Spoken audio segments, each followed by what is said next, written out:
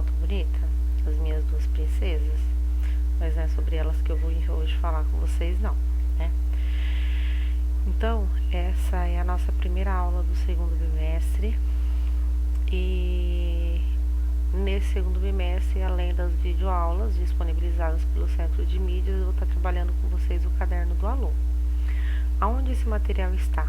Esse material está dentro da ferramenta, da plataforma do Classroom, que está no aplicativo do Centro de Mídias do Estado de São Paulo, lá o CMSP. Tá? Então, como eu disse para vocês, aquela atividade que eu fiz, né, que valia 3 pontos do acesso ao Classroom, ela era mais uma atividade norteadora, tá, gente? Por quê? Ela era uma atividade norteadora.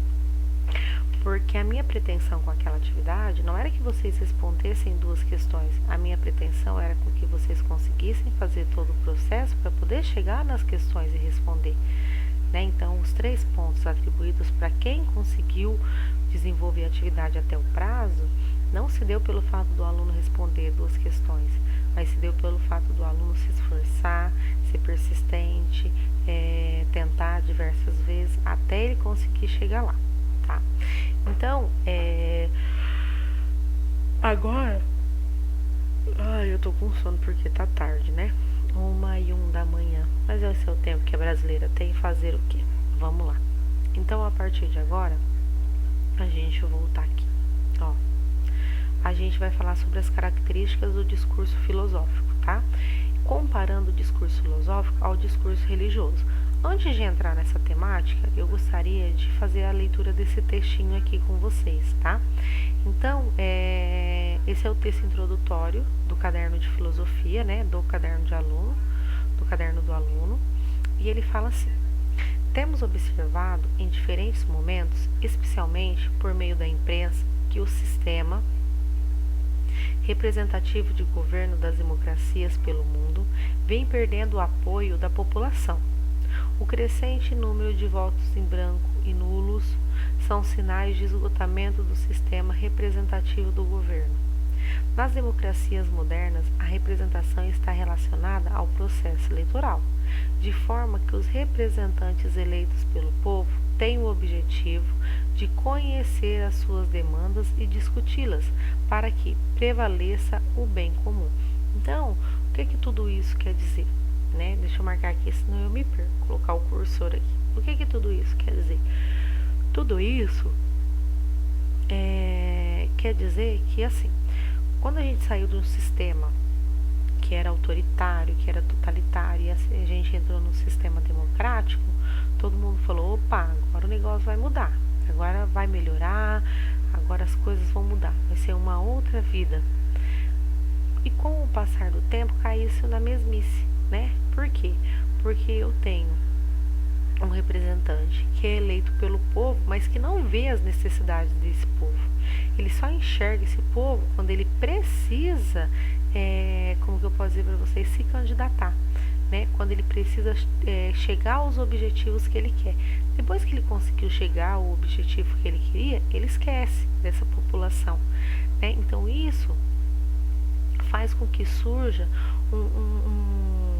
como que eu posso dizer para vocês, um sentimento desmotivador, de esgotamento, né? Então, quem hoje não fala assim: pra mim tanto faz, o cara, eu voto nele, mas ele não faz nada para ninguém, eu voto no outro, não faz nada para ninguém, é todo mundo igual, né? Então, a partir de agora, eu não vou votar mais, ou eu não vou lá votar, ou eu não vou votar nulo, ou eu vou votar branco. Então, assim, faz com que todo o ganho de um sistema democrático ele caia por água abaixo, né? Porque essa pessoa ela passa a não analisar mais a situação, ela se acomoda, né? Então ela acaba se acomodando. Continuando. Contudo, o que temos, deixa eu tirar o cursor, presenciado cotidianamente é que uma parte significativa dos representantes eleitos pelo povo tem se desviado da finalidade do seu cargo. O que se nota é um sistema de privilégios e favorecimentos, casos de corrupção e até de impunidade.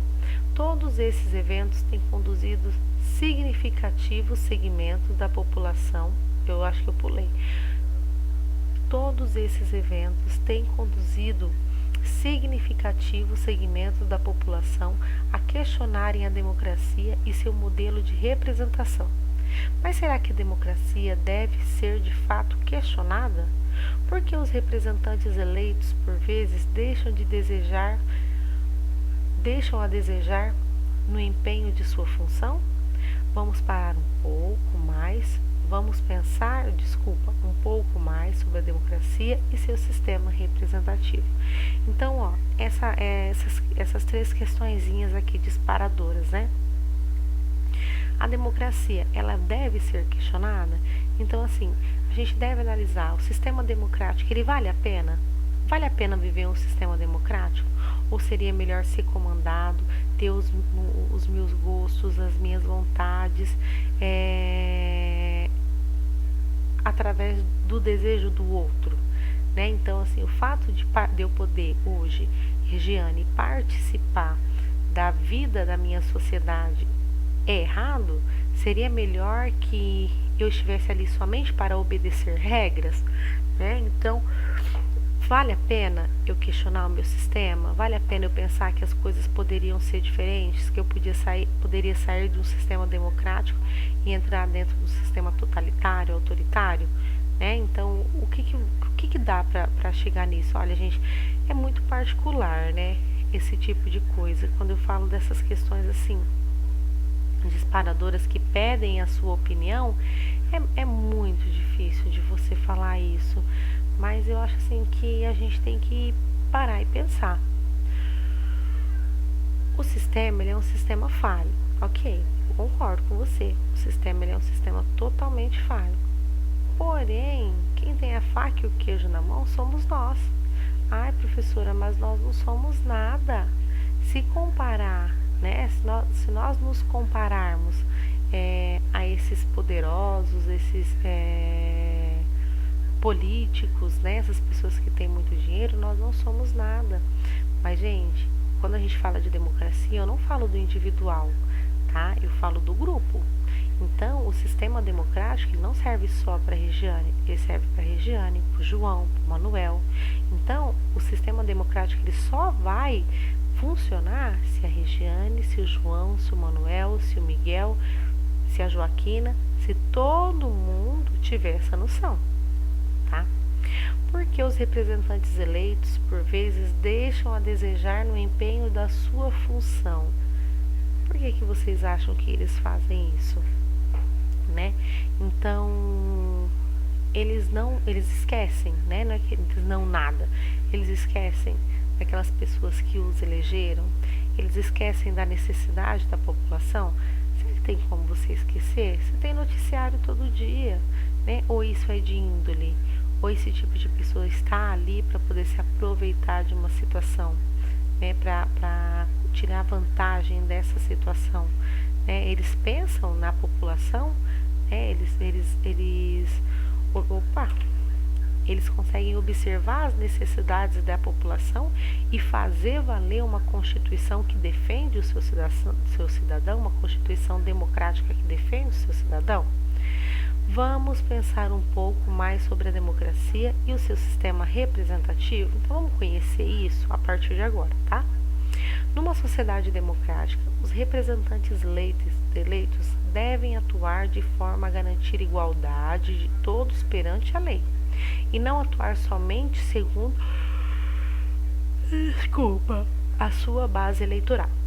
Nesse contexto, os costumes e as liberdades de pensamento e expressão devem ser garantidos para que os interesses e carências do indivíduo ou de grupos pertencentes a toda a sociedade democrática podem ser reivindicados e considerados. Então, na sociedade democrática, esse representante ele vem para trabalhar para o povo, o poder dele. Eu empresto o meu poder para esse representante me representar lá. Por isso que ele é um representante, porque ele é uma representação, né? Uma representação do poder que é meu. O poder não é dele, o poder é meu. A indiferença em relação à democracia significa indiferença aos mecanismos que garantem liberdade e a igualdade. Como seria a sua vida se a sua família, em seu cotidiano escolar e em seu trabalho? Como seria a sua vida se em sua família, em seu cotidiano escolar e em seu trabalho, você tivesse o direito de expressar e de reivindicar tratamento digno? Se não pudesse manifestar seu sentimento religioso ou as suas convicções políticas? Se fosse vedado escolher o que fazer nos momentos de lazer? Pense nisso. Então, como seria a minha vida se eu fosse controlado a todo momento, se ele estivesse me controlando a todo momento? Né? Se eu tivesse um poder que não me deixasse agir do jeito que eu quero, né? Que me obrigasse a agir de uma forma diferente. A democracia representativa apresenta falhas e demandas para o seu aperfeiçoamento. Por isso, considere as possibilidades de conhecer um pouco mais sobre essas formas de organização política, entender suas possibilidades e fragilidades e, principalmente, pense em como podemos aprimorar a organização democrática na sociedade brasileira contemporânea. Então, como eu posso participar da minha sociedade? Qual a minha função dentro da minha sociedade? Que tipo de cidadão sou eu? Eu venho a reivindicar os meus direitos? Né?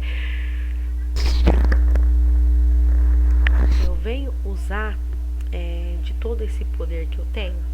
Aí aqui, gente, eu tenho um QR Code, tá? Que é para vocês conhecerem mesmo o programa Senado Jovem Brasileiro, tá? Então, esse programa Senado Jovem Brasileiro, ele incentiva os jovens a entrarem, a atuarem, tá? Nessa representação política, né? Dos demais cidadãos, tá? Aqui, deixa eu voltar aqui. Agora eu vou entrar nas características do discurso filosófico, comparando ele com o discurso religioso. Então, o que é a filosofia? A filosofia é o amor pelo saber, isso a gente já sabe. Se eu amo saber, eu vou procurar por ele, né? Eu sempre dou esse exemplo. Eu amo o meu namorado. Eu vou deixar o meu namorado lá na casa dele e eu vou ficar na minha, mexendo no celular? Não, eu vou atrás do meu namorado. Se eu amo ele, eu vou atrás dele. Eu quero estar perto dele, eu quero ver o que ele faz, eu quero conhecer ele. A mesma coisa é a filosofia. A filosofia é o amor pela sabedoria. Então, quanto mais eu sei, mais eu quero saber. Quanto mais informação eu tenho, mais informação eu busco. Quanto mais conhecimento eu adquiro, mais conhecimento eu quero adquirir. Então, eu quero estar constantemente próximo ao processo de aquisição de conhecimento, tá? Já o discurso religioso, desculpa, voltando. Então, se a filosofia é tudo isso, o que faz o discurso filosófico? O discurso filosófico faz com que eu me baseie no que é conhecimento para tentar entender o que acontece à minha volta. Eu preciso ter um senso crítico, eu preciso ter capacidade de argumentação, eu preciso ter conhecimento para poder questionar o outro, para poder buscar as informações que sejam corretas. Agora, se eu for pensar no discurso religioso, o que é a religião? A religião, ela é um método que surgiu há muitos e muitos e muitos anos atrás, mas que foi reconhecido mesmo através da Igreja Católica, né, no início da Idade Média. E a religião, ela me acalenta, ela me acalma. A religião, ela não me cutuca para eu poder buscar informações, né? Ela não faz isso, ela não me cutuca para eu buscar informações. A religião, ela tranquiliza o meu coração. Então, se a gente for fazer uma comparação entre o discurso filosófico e o discurso religioso, o discurso filosófico, ele faz com que eu busque informações, enquanto o discurso religioso, ele me acalma, né? Ele me acalenta, ele me traz um certo comodismo, tá? Aí, iniciando aqui. Ao comparar o discurso religioso com o discurso filosófico, busque marcas de distinção entre eles. Selecionamos para esse exercício 2 fragmentos de texto. Sugerimos leitura compartilhada em voz alta. Caso ocorram dúvidas ao longo da leitura, elas podem ser anotadas em seu caderno para pesquisa posterior. Sugerimos ainda que discutam com os colegas os elementos da pesquisa, levando para a sala os seus resultados. Então, eu tenho aqui 2 fragmentos de texto, tá? Opa, voltei aqui. Então, o primeiro fragmento é o sermão da 60ª, tá? Então, quem escreveu isso aqui foi o padre Antônio Vieira, tá? Então, o que é que eu quero que vocês façam aqui? Eu quero que vocês leiam esses 2 fragmentos e que vocês encontrem coisas que distinguam, né, que mostrem as diferenças entre o discurso filosófico e o discurso religioso, tá? Tanto nesse primeiro fragmento de texto, como nesse segundo fragmento de texto, né, das diferentes classes de filosofia. Aí eu tenho aqui essas perguntinhas para você responder depois que você lê o primeiro texto. Quais elementos do texto indicam que o tema tratado tem relação com a religião? Segundo o texto, os poucos resultados, fruto da palavra de Deus, não se devem nem à certa fragilidade do poder da palavra, nem à falta de pregadores. Então, qual seria o problema? A partir da identificação da questão, converse com seus colegas, só se for por WhatsApp, né? Em grupo, escreva uma carta para Padre Pedro Vieira, referindo-se aos argumentos utilizados por ele. Então, eu acho, gente, que a gente pode reformular essa atividade aqui, tá? Então, ao invés de vocês escreverem uma carta, eu quero que vocês busquem no texto o problema principal desse texto, né? Qual é o problema dele? O que acontece ali de negativo que não encaixa, que não dá certo, né? Eu quero que vocês identifiquem esse problema, tá? Aí, aqui o segundo fragmento. Para a leitura do próximo texto, sugerimos, assim como no texto anterior, que ela seja compartilhada e feita em voz alta, que forem aparecendo, as dúvidas que forem aparecendo, que vocês anotem, né? Para que vocês possam fazer uma pesquisa ou possam esclarecer, tá? Aqui, nesse texto, vocês vão ver que vai estar sendo falado sobre a evolução, né? Sobre as características do ser humano e a sua evolução. Como esse ser humano evoluiu até aqui, tá? Aí eu tenho aqui algumas questõezinhas também. Então, tem essa primeira aqui, ó. Segundo Home, a filosofia moral, o que é a filosofia moral? Não esqueçam que moral é regra, tá? A moral, ela não é o meu jeito de agir, mas é a regra que eu imponho. O meu jeito de agir é a ética, tá? Então, a moral é a regra que eu estou colocando. São as leis, são as normas de convivência, são as regras, regras de convivência, tá? Então, isso é a moral. Apresenta-se de 2 maneiras. Uma orienta-se para a ação e outra para a racionalidade. Então, uma orienta para agir e a outra para pensar. Qual é a mais apreciada pelo autor? Identifique as passagens do texto capazes de comprovar a sua resposta. Então, você vai me falar qual que o autor mais gosta, se é a moral que orienta-se para a ação, ou se é a moral que orienta-se para a racionalidade, tá? E você vai ter que buscar trechos do texto que me mostrem de qual delas que o autor gosta. Se você falar assim, o autor ele gosta mais da filosofia moral que orienta para a racionalidade. Então, aonde que está no texto o autor falando que ele gosta, né? Como que eu posso justificar isso? Abstrusa é uma palavra recorrente no texto. Há 3 ocorrências. Então, ela aparece várias vezes. Qual é o seu significado? Qual a sua importância para a compreensão do texto? Então, essa daí eu acho que não tem nem o que explicar, né, gente? Terceira, para apresentar a filosofia moral e os seus modos, Home faz uso da palavra de Deus ou outros elementos que remetem a alguma religião? Qual é a base do argumento de Home para expor as 2 maneiras de fazer filosofia moral? E essa número 3, essa número 4 aqui, em grupo, busquem imagens que caracterizem os textos lidos e montem um painel capaz de ilustrar as marcas do discurso religioso e do discurso filosófico. Essa daqui, gente, essa última aqui eu não vou pedir para vocês fazerem não, tá? Eu só vou pedir para vocês fazerem a primeira, a segunda e a terceira. Aí eu tenho aqui mais outras questõezinhas que quando a gente voltar, a gente discute, tá? Porque elas abrangem um conteúdo assim um pouquinho mais aprofundado e dentro dessa situação que a gente está vendo que por mais que a gente professor e por mais que vocês alunos se esforcem, não é tão simples quanto a gente pensa.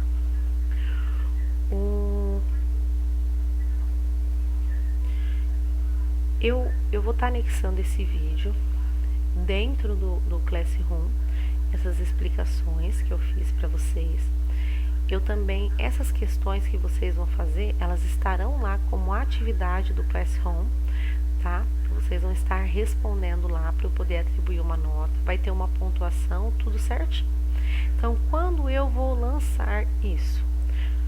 Eu já falei para vocês que a minha pretensão é lançar todas as quartas-feiras, né? Foi nas quartas que eu falei? É lançar em um dia e dar um prazo para vocês entregarem, né? Provavelmente quarta para lançar, segunda para recolher. Mas isso vai durar uma semana? Isso pode durar uma semana, pode durar 15 dias. A gente ainda não sabe, tá? Eu ainda não sei como eu vou fazer. Ainda estou no sistema de teste. Tá? Mas o que eu queria que vocês entendessem que a partir de agora eu vou tentar fazer isso para ver se fica um pouco mais fácil para você. Eu sei que não é aprofundado, mas para ver que se fica um pouco mais fácil. No mesmo campo, eu vou estar anexando os slides sobre o tema, tá? Para vocês estarem vendo, tá? E vou estar anexando também a aula do professor do Centro de Mídias, para quem sabe auxiliar, ajudar vocês a desenvolverem essa tarefa. Para finalizar, eu gostaria de dizer que eu estou morrendo de saudades, e isso é verdade, que eu não vejo a hora de tudo isso passar, que eu sei que não está sendo fácil, mas a gente precisa levantar a cabeça e seguir em frente e ter coragem e não reclamar, porque tem gente em situação muito pior que a nossa, né? Em fazer o nosso papel, em me dedicar para quando tudo isso passar e quando tudo voltar ao normal, a gente tenha também coisas boas, resultados bons a se colher desse período, tá bom? Um beijo no coração de vocês e fiquem com Deus, meus amores. Bye!